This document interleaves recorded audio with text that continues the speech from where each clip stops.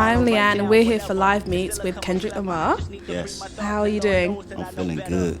So you've been in London for how long now? Man, I'm backwards. It's like a day and a half now. Are you enjoying it? How's it going? I love it, man. Had a crazy show last night. What was the vibe like? Just a lot of energy, a lot of wild energy. Wasn't nothing peace and calm about that show. That's good, that's good. That's typical London, really. Yeah. So let's take it right back to the start. You were originally called K-Dot. Uh-huh. So how have you evolved into Kendrick Lamar? K-Dot's really, hood name. I grew up in the neighborhoods. All my homeboys calling me, so that'll never leave me when I go back to the neighborhood. Or people that know close, that's close to me.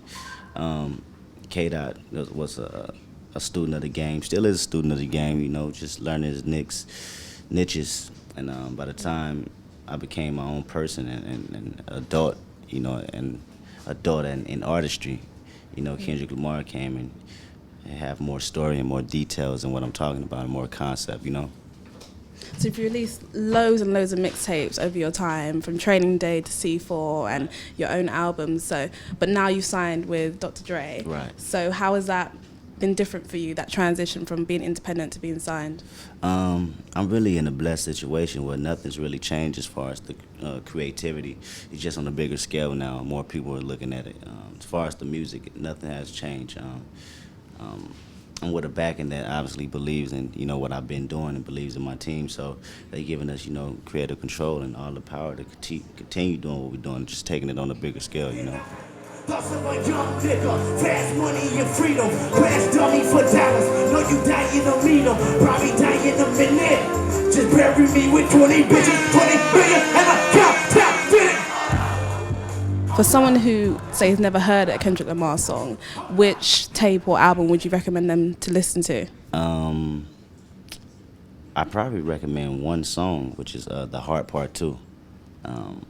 It's matter of fact, it's on OD. It's the intro.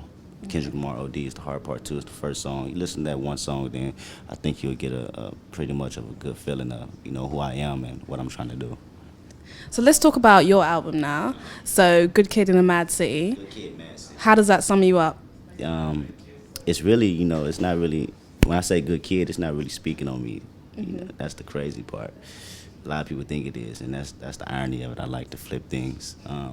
It's not really about me. It's about situations that I've been in, situations that my people have been in. It's really a whole story. I really don't want to give it away now. I think you want to listen to the album. Temptation. Yeah. Yeah. Okay. So how is it different compared to your previous releases? It's nothing like Section 80, nothing like OD. OD was really more so about, my generation. Section 80. OD was about me just a little bit. I think this one is, really answers all the questions that the interviews like to ask, about my family, about myself and how I grew up and how I got involved into this and never did that, And it all forms into, one big concept. The lead single, The Recipe, you worked with Dre on that. What was that? How did that process come about, the track and making it? Yeah, it was just really basically on me vibing in the studio. I was going through a bunch of beats. I heard that. As soon as I heard it, man, I got this feel, to bring back that unity that's been on the coast that we ain't seen in a long time. Same unity that Pac had, with California Love. Is that something that's in the back of your mind now you are signed, to have that top 10, top 40, top 5? My first ideal goal is to make, the best hip-hop album in the last 20 years. If one of them things come in between there, I wouldn't mind. You dig what I'm saying? Bonus. Right, exactly. But my initial goal is to have one of the best albums you heard in the past 20 years. So you also performed at Coachella with the Tupac Hologram and all that chaos. So what was your first reaction from hearing about the hologram? I was there, so it was a crazy feeling. I just liked it for the fact, the younger generation get to see, the impact of this guy, Tupac. You know what I'm saying? Like, my little brother don't really know who Tupac is. He's 7 years old. But he see that hologram and, see his face going through the technology that he use every day on that computer. What he does, he go back and he look up Tupac music. Now he's able to hear Dear Mama and know the impact that he had. Do you think in many, many, many years' time you'd like to come back as a hologram? Probably not. I want to be alive. But in the near the future. As long as the people remember me and my music, that says a lot. However, through his music, hologram, fake aliens, Clones. you're gonna remember that music. That just shows you how powerful the music is.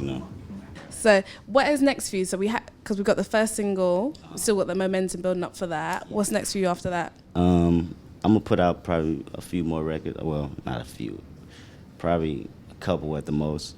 Before the album drop, and we're just gearing up for that October 2nd debut. Yep. Exciting time. Definitely. Well, thank you for your time. You've been watching Live Meets. Please don't forget to rate, subscribe, and comment. It's nice speaking to you. Thank you. Nice meeting you.